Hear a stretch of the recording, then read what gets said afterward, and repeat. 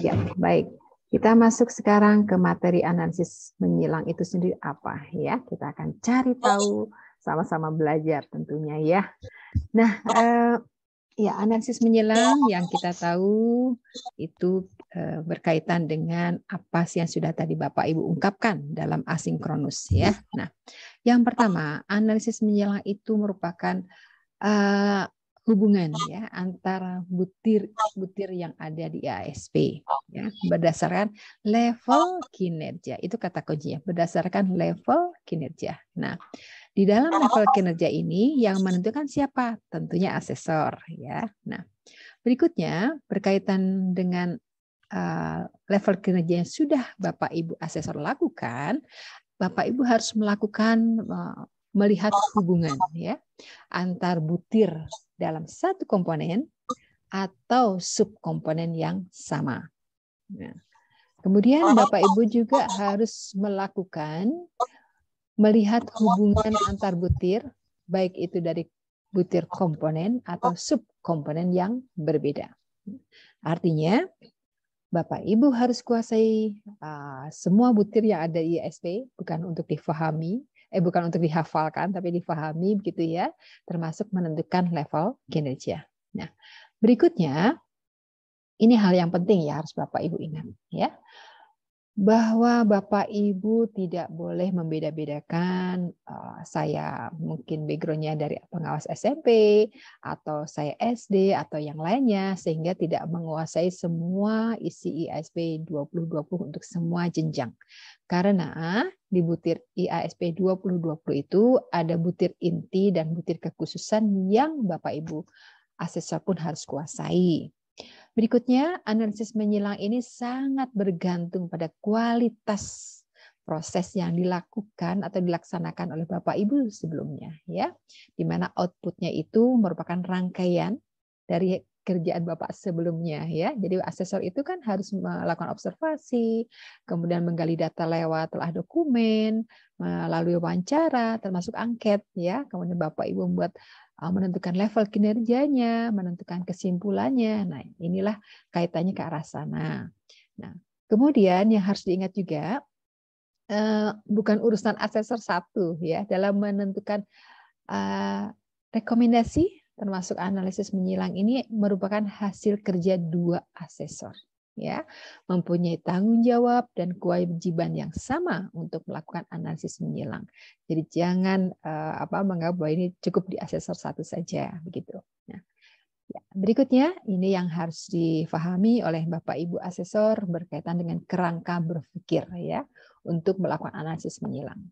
Kita lihat di sini, perhatikan panahnya ya. Panah yang hitam itu artinya yang berpengaruh langsung. Ya, kita lihat di sini ada mutu lulusan, itu adalah menjadi yang mudah terukur ya. Kemudian dari sini juga terlihat ada proses pembelajaran, ada mutu guru dan juga ada manajemen sekolah yang panahnya itu bagaimana apakah langsung atau tidak langsung berpengaruh begitu ya. Nah, yang berikutnya yang harus diingat adalah kalau kita lihat perhatikan Bapak Ibu di sini ada mutu lulusan ya. Mutu lulusan itu dipengaruhi langsung oleh apa Bapak Ibu? Mutu lulusan oleh proses pembelajaran dan mutu guru. Mohon lihat tanda panahnya. Ya, baik.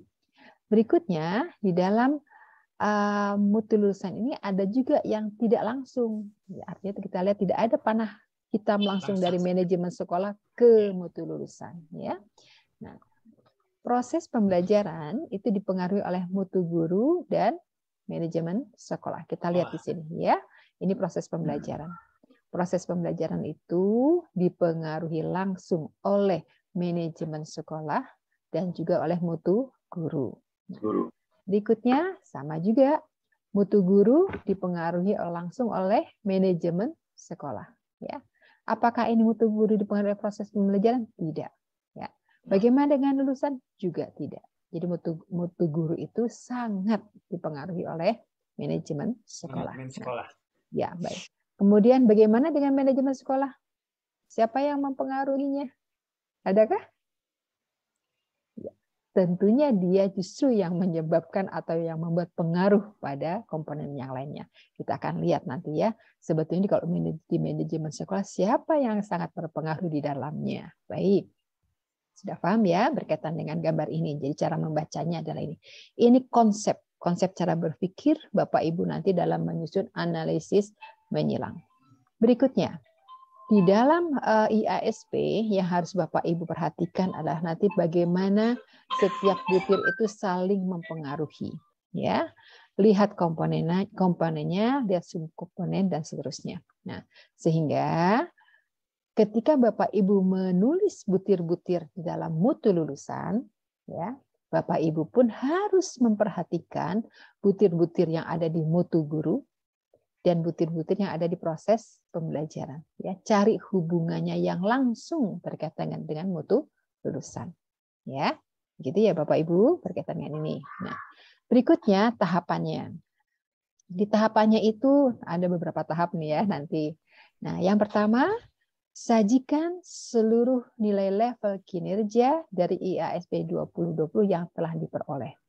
Ingat ya, analisis menyilang itu dilakukan pada nilai kelompok, bukan nilai individu. Jadi bukan asesor 1 saja atau punya asesor 2 saja, bukan, tapi dari nilai kelompok. Ya. Berikutnya, langkah yang kedua adalah Bapak Ibu harus melihat butir yang level kinerjanya paling rendah. Ya. Rendah di sini tentunya yang belum mencapai 4. Ya. Bisa 3, bisa 2, atau bisa 1. Ya. Kemudian jangan lupa diberi tanda pada nilai-nilai yang paling rendah tadi ya, untuk memudahkan mengingatkan saja ya. Beri tanda di butir mana yang nilainya rendah. Langkah ketiga yang harus Bapak Ibu lakukan adalah cari hubungan nilai butir yang tadi ya, memulai nilai rendah tadi dengan butir yang lainnya yang juga nilainya rendah. Ya, cari hubungannya ya. Nah, kemudian setelah mencari hubungan, Bapak Ibu akan melakukan apa? Ini.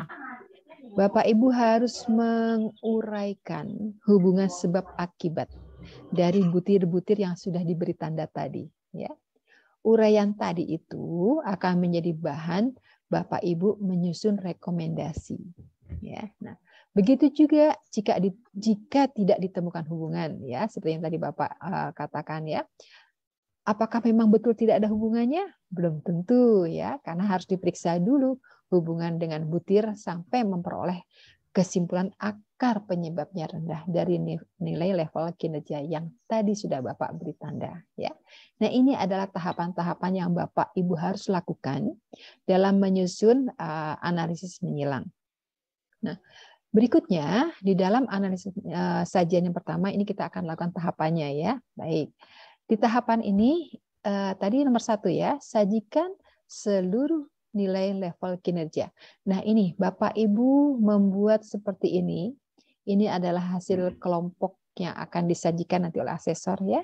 Ada mutu lulusan, ada proses pembelajaran, mutu guru dan manajemen sekolah. Ini subkomponen 1, 2 kita akan tahu nanti. Kemudian 1 sampai 35 ini adalah butir IASP 2020. Kita akan tahu di mutu lulusan itu subkomponennya apa gitu ya. Ternyata dibagi-bagi Bapak Ibu. Nomor 1 sampai nomor 4 itu adalah mengenai pengembangan karakter siswa. Begitu juga di mutu kelulusan di subkomponen nomor 2, nomor 5 sampai nomor 6, nomor 10 saja. Itu tentang kompetensi siswa. Ya. Bagaimana dengan nomor 11? Ya, ternyata dia subkomponen ketiga, Pak. Kepuasan pemangku kepentingan stakeholder. Ya. Nah, baik, itu tentang mutu lulusan saja. Ternyata gimana dengan proses pembelajaran? Di proses pembelajaran itu juga dibagi menjadi 3 subkomponen. Nomor 12, 13, 14 itu subkomponen nomor 4. Ya, tentang apa? Tentang kualitas pembelajaran di kelas. Ya. Nomor 15, 16, 17 itu berkaitan dengan iklim belajar di sekolah.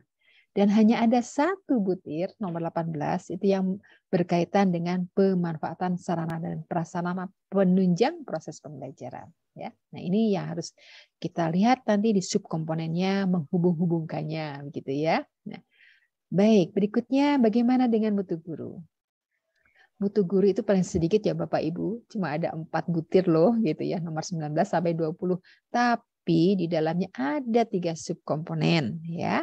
Itu nomor 19 berkaitan dengan kompetensi guru, kemudian 20-21 berkaitan dengan pengembangan potensi guru, dan nomor 22 berkaitan dengan inovasi dan kreativitas guru.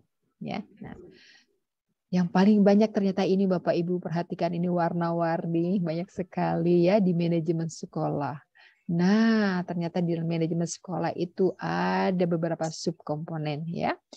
Misalnya saja di nomor 23 ini berbicara tentang visi misi sekolah ya. Nomor 24 berbicara tentang kompetensi kepala sekolah. Nomor 25 berbicara tentang kepemimpinan kepala sekolah ya. Nomor 26 berkaitan 26-27 ya, 2 nomor berkaitan dengan budaya sekolah. Begitu juga nomor 28 hanya 1 nomor ini ya, itu berbicara tentang keterlibatan masyarakat ya. Kemudian nomor 29 bagaimana? 29 itu tentang pengelolaan kurikulum. Dan nomor 30 ini berkaitan dengan pengelolaan guru dan tendik. Nomor 31 hanya 1 nomor saja ini berkaitan dengan pengelolaan sarana dan prasarana. Dan nomor 32 ini membahas berkaitan dengan pengelolaan biaya. Ini ada 2 nomor nih yang ungu, 33 dan 34 ini berkaitan dengan pengelolaan kesiswaan, dan yang terakhir nomor 35 berkaitan dengan penjaminan mutu internal. Nah, ini adalah subkomponen yang Bapak Ibu harus tahu karena Bapak Ibu nanti harus menghubungkan antar butir yang ada di satu komponen maupun antar komponen ya berikutnya.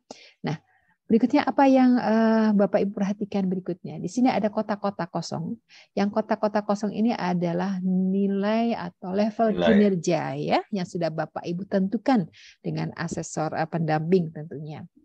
Nah, ini hasil kerja ya, hasil kerja asesor ini ada menentukan level 3, 4 dan seterusnya. Baik.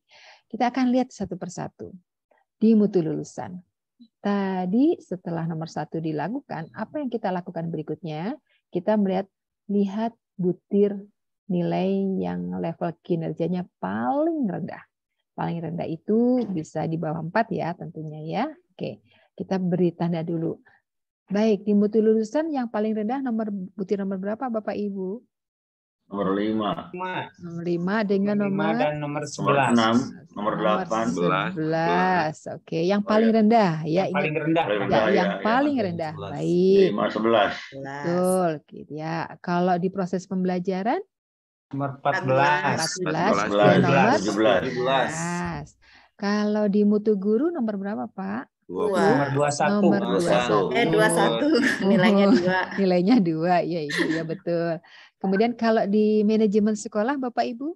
27, 29, 30, 35. Dan 35. Nah, itu yang paling rendah ya.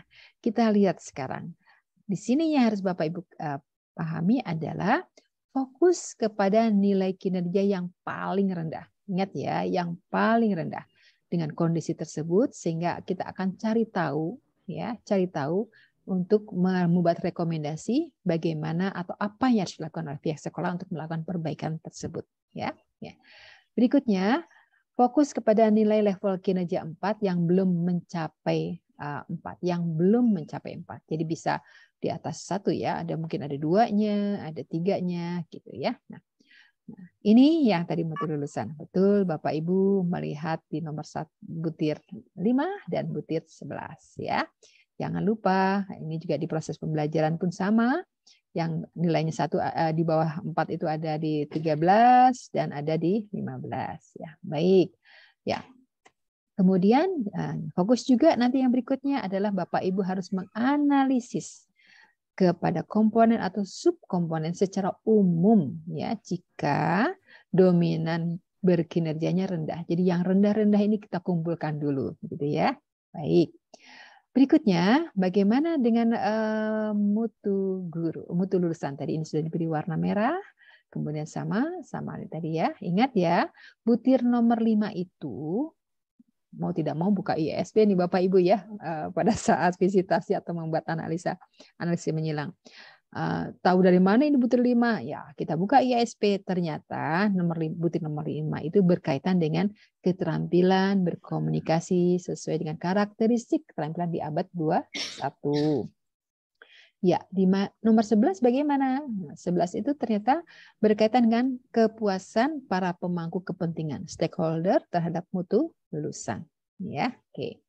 Berikutnya, ingat ini, kondisi sekolah yang belum dalam kondisi ideal pada butir-butir ini akan dipandang sebagai akibat. Ya, akibat dari mana? Ya, dari yang kita akan lihat nanti ya, dari mana nih akibatnya, begitu ya. Nah, ternyata kita lihat sekarang di proses pembelajaran.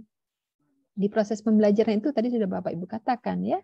Di butir 14 paling kecil, paling rendah. Di nomor 17 pun sama gitu ya.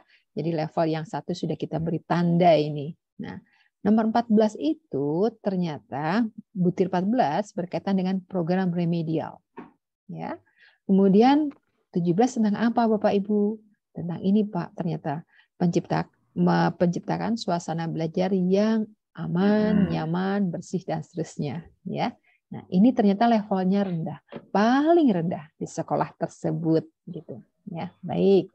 Berikutnya, ingat ya, untuk proses pembelajaran ini pun sebagai akibat, ya. Tapi ingat, proses pembelajaran ini pun menyebabkan level lainnya rendah, khususnya di mutu lulusan, ya. Jadi kita cari tahu gara-garanya di mana ini gitu ya. Kenapa dia bisa menyebabkan mutu lulusan rendah, ya. Baik. Berikutnya kita lihat di mutu guru. Mutu guru tadi Bapak Ibu sudah katakan level yang paling rendah adalah di butir nomor 21 ya. Level kinerjanya 2 ya, bukan 1 tapi 2. Nah, kita lihat ternyata setelah diberi tanda, kita buka IASP, butir 21 itu tentang guru melakukan pengembangan profesi berkelanjutan, ya, untuk meningkatkan pengetahuan, keterampilan, dan wawasan. Nah, ini yang ada di butir 21. Ya. Ingat Bapak Ibu, mutu guru ini pun sebagai akibat dari dari komponen yang lainnya. Tapi mutu guru juga menjadi penyebab dari mutu atau komponen lainnya yaitu mutu lulusan. Ya, baik ya begitu. Nah, berikutnya kita lihat manajemen sekolah. Ini ada satu kesalahan ya, belum diberi tanda merah nomor 27. Jadi kita abaikan saja. Ya, di sini yang nilainya rendah itu ternyata di nomor 29 gitu ya, tentang pengelolaan kurikulum. Dan nomor 30 itu berkaitan dengan pengelolaan tendik. Dan nomor 35 itu berkaitan dengan penjaminan mutu internal. Nah, inilah yang menyebabkan akibat gara-gara ini rendah gitu ya. Ini yang membuat semua komponen itu pun terlihat menjadi rendah juga gitu ya. Nah, bagaimana untuk penyebabnya? Nah, kita lihat sekarang. Setelah tadi Bapak Ibu tahu mana level yang paling rendah dan diberi warna, kemudian Bapak Ibu sudah tahu isi dari setiap butirnya, kemudian Bapak Ibu akan melakukan hubungannya seperti apa. Ya, nah hubungan yang ini berikutnya adalah Bapak Ibu melakukan yang ketiga, cari hubungan nilai butir yang memiliki level kinerja rendah dengan butir yang lainnya yang juga punya levelnya rendah. Jadi Bapak Ibu harus menghubungkan si merah ini apa sih hubungannya begitu ya. Itu tugas Bapak Ibu dalam proses melakukan analisis menyilang. Nah, ternyata yang paling mudah adalah kita berbicara tentang mutu lulusan. Analisisnya di mutu lulusan ini sangat dipengaruhi, kita lihat ya, ada di butir 5 dan nomor 11. Kita lihat, apakah benar nomor 5 yang mempengaruhi butir 11 atau saling mempengaruhi? Apakah benar mungkin nomor 5, butir 5 ini yang mempengaruhi butir 11 jari rendah? Gitu ya. Atau yang ketiga, butir 11 lah yang mempengaruhi sehingga butir kelima ini jadi rendah. Atau yang keempat ini sama sekali tidak saling mempengaruhi, gitu ya. Nah, ini kita lihat hubungan kinerjanya seperti ini. Ini dulu yang Bapak Ibu harus tetapkan dengan asesor, ya. Mau pakai pola yang mana ini, ya. Nah, ternyata dari diskusi itu Bapak Ibu mengambil kesimpulan bahwa ternyata butir yang nomor 5 inilah yang menentukan butir 11 rendah. Ya, di mana butir 5 itu berkaitan dengan kemampuan berkomunikasi, sedangkan 11 adalah kepuasan pemangku kepentingan. Nah, ini ya. Jadi itu yang kesimpulan itu dulu ya, kesimpulan itu dulu yang Bapak Ibu harus buat dengan teman asesor. Nah, berikutnya setelah kita menentukan itu, kita berbicara sekarang menghubungkan dengan komponen atau subkomponen yang lainnya ya. Nah, ingat pola ini ya, ingat pola ini. Ya, yang namanya mutu lulusan itu pasti dihubungi disebabkan oleh proses pembelajaran dan mutu guru. Ya, itu kata kuncinya ya. Oke. Berikutnya kita akan membahas berkaitan dengan level kinerja yang lainnya. Nah, ini adalah pola. Tadi kita ambil kesimpulan bahwa nomor 5 lah penyebabnya nih, gitu ya. Sehingga nomor 11 rendah. Oke. Ini tentang mutu lulusan. Kita lihat sekarang di proses pembelajaran. Ternyata di proses pembelajaran itu nomor 17 yang mempengaruhi 14. Ya. Nah, begitu juga dengan mutu guru, gitu ya. Di mutu guru itu di nomor 21 berkaitan dengan pengembangan potensi guru tadi ya, pengembangan profesi ya, PKB, itu juga mempengaruhi ke yang lain. Nah, dengan manajemen sekolah gimana? Nah, ini Bapak Ibu. Manajemen sekolah ini ternyata saling mempengaruhi. 29 dipengaruhi rendahnya gara-gara 30 gitu ya. 30 itu ternyata menyebabkan 35 gitu ya. 29 rendah ini berkaitan dengan proses di mana tadi kita sudah lihat subkomponennya ya. Nah, berikutnya apalagi yang harus menjadi catatan Bapak Ibu? Bapak Ibu harus mempunyai pola berpikir ini dulu.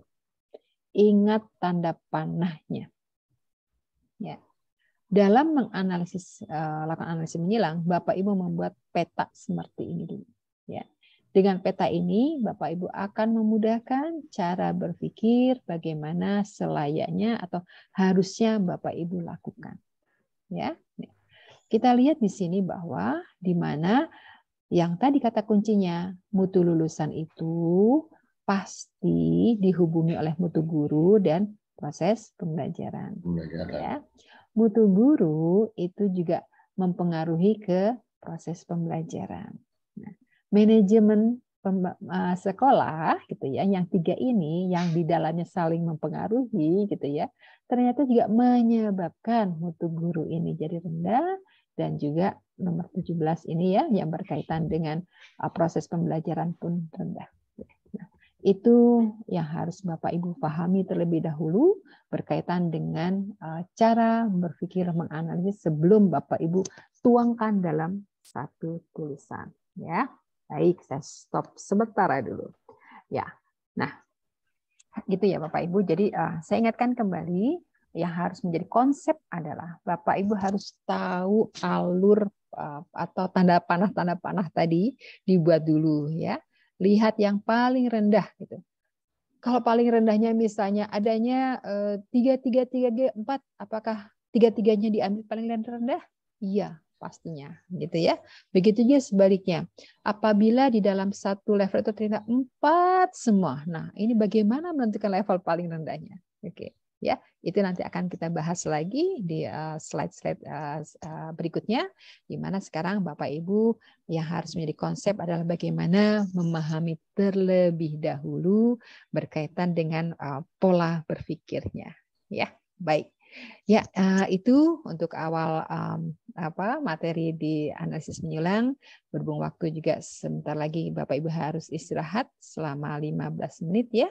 Nanti kita akan masuk lagi tepat pukul 9.30. Jadi silakan Bapak Ibu bila belum ngopi atau belum sarapan, silahkan makan dulu. Yang penting jaga kesehatan Bapak Ibu, jangan terlena depan laptop ya, sehingga kita mengabaikan kesehatan diri kita sendiri. Harus banyak minum, karena ini pun saya kadang menasihati diri sendiri saya Pak, karena kalau tidak gitu, aduh ya kita duduk sampai sore depan laptop ya. Baik, untuk sesi istirahat saya kembalikan ke Pak Ula. Pak Ula, Assalamualaikum. Iya, mohon.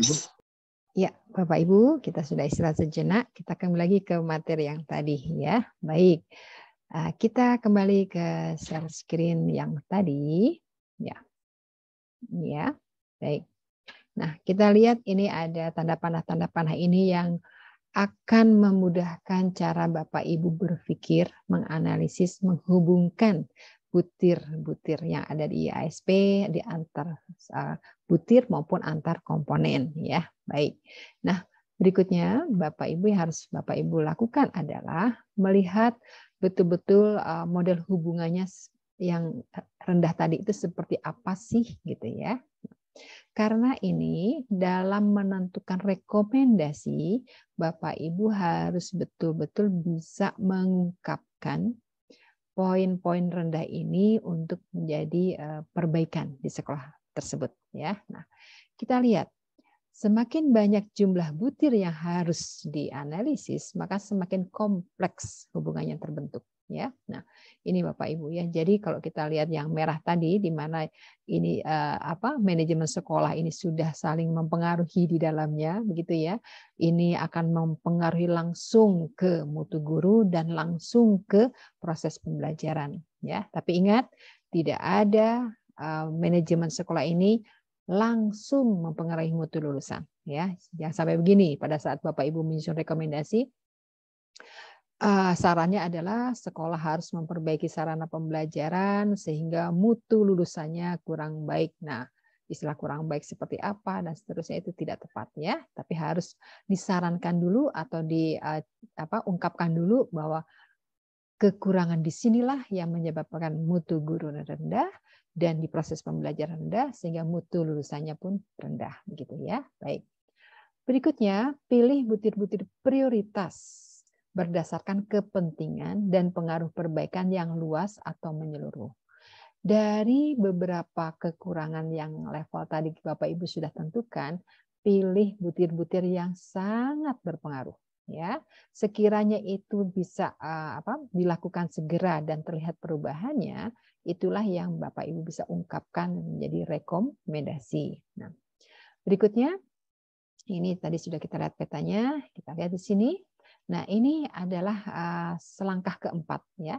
Di langkah keempat, Bapak Ibu harus membuat uraian hubungan sebab akibat dari yang ditemukan tadi ya. Uraian tersebut akan menjadi bahan rekomendasi. Ingat ya, ini belum menjadi rekomendasi, baru bahan Bapak Ibu nanti untuk menyusun rekomendasi. Nah, yang harus Bapak Ibu pahami, seperti ini pun nanti tugas Bapak Ibu pada akhir sesi. Ya, Bapak Ibu harus melihat hubungan antar butir di satu komponen butir lulusan. Ya, kemudian nanti Bapak Ibu di tugas kelompok itu juga ada melihat butir-butir ini dengan antar komponen. Ya, jadi ini yang harus Bapak Ibu lakukan. Jadi lihat level rendahnya, beri tanda dan cari tahu di butir ini tuh tentang apa begitu ya. Dan baru dikaitkan diurai dalam bentuk uraian.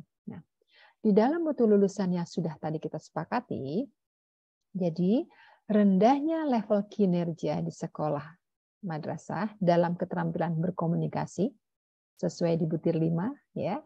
Dan kepuasan pemangku kepentingan di butir 11 ya, dipengaruhi oleh rendahnya kinerja sekolah madrasah dalam kemampuan guru menciptakan suasana belajar nyaman dan seterusnya sesuai butir nomor 17 dan program remedial yang diberikan ke siswa. Ini di butir 14 ya, dipengaruhi. Jadi mutu lulusan ini dipengaruhi oleh pembelajar ini ya. Oke. Berikutnya di dalam mutu lulusan juga itu apalagi yang menjadi perhatiannya ya. Kita lihat di nomor 21. Di nomor 21 itu tentang mutu guru ya. Jadi rendahnya level kinerja yang terkait dengan kemampuan guru untuk pengembangan profesi ada di nomor 21 ini mempengaruhi apa? Mempengaruhi proses pembelajaran. Ya, proses pembelajaran yang ujung-ujungnya juga dari mutu guru ini mempengaruhi mutu lulusan, yaitu di butir nomor 5 dan butir nomor 11. Ya. Ingat kata-kata mempengaruhi. Jadi mutu guru ini, Bapak Ibu, mutu guru 21 ini ya mempengaruhi ini mutu lulusan. Ya, begitu. Ini pola ini harus tetap dibuat lebih dahulu. Baik. Berikutnya kita kembali lagi ke proses pembelajaran. Nah, di proses pembelajaran ini ada nomor 17 dan 14 ya. Ternyata di proses pembelajaran ya, karena gurunya itu rendah dalam melakukan PKB, profesi berkelanjutan ya. Ini di butir nomor 21, rendah di sini. Ini mempengaruhi kemana? Mempengaruhi ke proses pembelajaran. Di mana proses pembelajaran itu nomor 17 berkaitan dengan guru menciptakan suasana belajar yang menyenangkan tentunya, dan juga dengan program remedial. Nah, ini membaca di panah yang ini nih, panah ke bawah ini. Ya, nih. Ini juga harus menjadi pembahasan atau uraian yang Bapak Ibu harus ungkapkan. Gitu. Ya. Berikutnya, apalagi? Kita lihat sekarang di proses pembelajaran. Proses pembelajaran itu ada nomor 17 dan 14. Rendahnya butir 17 yang berkaitan dengan guru menciptakan suasana belajar tadi, ya. Kemudian dengan guru yang belum atau tidak baik dalam melakukan pengayaan remedial dan seterusnya, gitu ya. Ternyata dipengaruhi oleh siapa? Dipengaruhi oleh ini Bapak Ibu, oleh manajemen sekolah. Ya. Di butir berapa? 29 berkaitan dengan pengelolaan kurikulum. Di nomor 30 itu berkaitan dengan pengelolaan tendik, dan nomor 35 adalah tentang penjaminan mutu internal. Ya. Nah, ketiga-tiganya inilah yang ternyata kata kuncinya ada di nomor 30, yaitu pengelolaan guru dan tendik. Karena pengelolaan gurunya kurang baik di nomor 30 ini, sehingga guru tidak melakukan pengelolaan kurikulum dengan baik pihak sekolahnya, dan tidak bisa menghasilkan penjaminan mutu internalnya dengan baik. Nah, ketiga-tiganya ini kemudian mempengaruhi ke proses pembelajaran. Ya, gitu ya. Ini alur panah yang ini yang ditulis dalam uraian ini. Ya, oke. Baik, berikutnya di sini. Nah, bagaimana dengan mutu guru? Nah, kalau di mutu guru, ya, gara-gara yang manajemen ini rendah gitu ya, di butir 29 rendah, kemudian tentang penjaminan mutu internal juga rendah, kemudian di pengelolaan teknik juga rendah, ini mempengaruhi mutu guru. Ya. Mutu guru nomor berapa? Di butir nomor 21, berkaitan dengan guru belum mengembangkan atau belum melakukan pengembangan profesi berkelanjutan. Ya, nah ini kaitannya ke arah. Jadi kita membahas panah yang ini, yang di atas ini. Ya, oke. Baik, berikutnya. Nah, selanjutnya di manajemen sekolah. Kita akan melihat apa di manajemen sekolah. Di manajemen sekolah itu adalah identifikasi, analisis yang langsung ya terkait secara ideal ya. Ya harusnya seperti apa. Nah, ini harus Bapak Ibu lihat ya. Kemudian lakukan analisis menyilang antar butir dalam komponen manajemen sekolah. Ya, di ketiga-tiganya ini dilihat idealnya seperti apa sih gitu ya. Nah, berikutnya kemudian di sini ternyata pengelolaan kurikulum sekolah, kemudian pengelolaan tendik dan penjaminan mutu ketiga-tiganya rendah. Levelnya 1, 1, 1 dan 1. Ya, oke. Itu yang menjadi dasarnya. Nah, ini yang harus Bapak Ibu lihat ya. Ternyata kalau kita lihat dari tanda panah tadi, yang harus diperhatikan adalah Bapak Ibu menentukan arah panahnya. Di manajemen sekolah, butir apa saja yang kurang, kemudian dibuat hubungan di antara mereka, dan ini menyebabkan kemana. ya. Yang harus dilihat adalah subkomponennya dan isi dari butir dari ISP itu sendiri, ya. Itu Bapak Ibu berkaitan dengan analisis menyilang yang ternyata memang harus kita melihat secara satu kesatuan dari 4 komponen dan subkomponennya. Kemudian Bapak Ibu harus menghubung-hubungkan melalui panah-panah tadi, ya. Ya, baik. Sampai di sini kita masih ada sesi tanya jawab seperti nanti. Nah, yang harus kita lihat sekarang bagaimana Bapak Ibu pada saat waktu itu bertugas gitu ya, melakukan analisis menyilang ini apakah melakukan seperti pola tadikah atau seperti apa, ya. Baik, siapa yang bisa membantu menjelaskan atau bercerita berkaitan dengan apa yang sudah dilakukan dengan Bapak Ibu sebelumnya? Silakan. Siapa yang akan raise hand? Iya, ada Pak Enjang. Mangga Pak Enjang, silakan. Bagaimana Pak pada setelah tadi teorinya diketahui, kemudian Bapak melakukan analisis menilai seperti apa? Silakan Pak. Ya, terima kasih Bu. Saya mungkin baru tahun kemarin lah melaksanakan akreditasi ya, asesor visitasi. Nah, dalam hal membuat rekomendasi yang tadi disampaikan, yang barusan tuh secara umum saya lebih menambah lagi pengetahuan, wawasan. Nah, pada saat yang kemarin hal-hal seperti itu secara garis besarnya sudah mendapatkan sebenarnya, tetapi belum saya melaksanakannya belum secara detail seperti yang tadi Ibu sampaikan dengan membuat skema-skema diagram-diagram seperti itu. Jadi mungkin saya sendiri mengalami pada saat membuat rekomendasi hanya dilihat sepintas-sepintas, melihat mutu lulusan mana yang rendah, melihat proses pembelajaran yang rendah, mutu guru, kemudian secara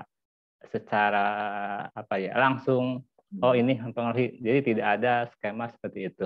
Jadi langsung dianalisis, oh ini langsung pengaruhnya dari mutu ini dari proses pembelajaran yang ini atau dari guru butir yang ini.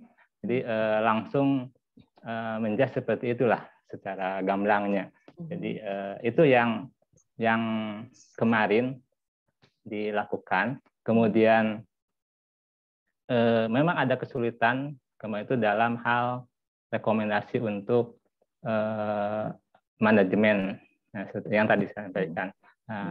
Ya itu yang terakhir itu yang manajemen. Tapi tadi udah ada pencerahan seperti itu Bu. Nah, kemudian ada satu pertanyaan lagi yang saya tadi lihat dari tayangan yang Ibu sampaikan terkait dengan salah satunya dengan mutu lulusan. Itu mutu lulusan itu kan dilihat dari keterkaitan antar butir, itu sudah ada. Kemudian dia juga dipengaruhi oleh proses pembelajaran dan juga mutu guru. Nah, kalau saya tadi lihat, apakah itu dibuat dari apa ya, skema tadi, dari diagram tadi dibuat ketiga-tiganya. Nah, tadi lihat hanya mutu lulusan hanya ada satu antar butir, kemudian ada mutu lulusan yang kedua yaitu yang dipengaruhi oleh mutu guru kalau salah. Nah, dan tidak ada mutu lulusan yang dipengaruhi oleh proses pembelajaran. Nggak melihat apakah itu memang hanya cukup salah satu pilih atau memang seperti itu, harus dua-duanya. Itu mungkin Bu yang saya sampaikan. Terima kasih Bu.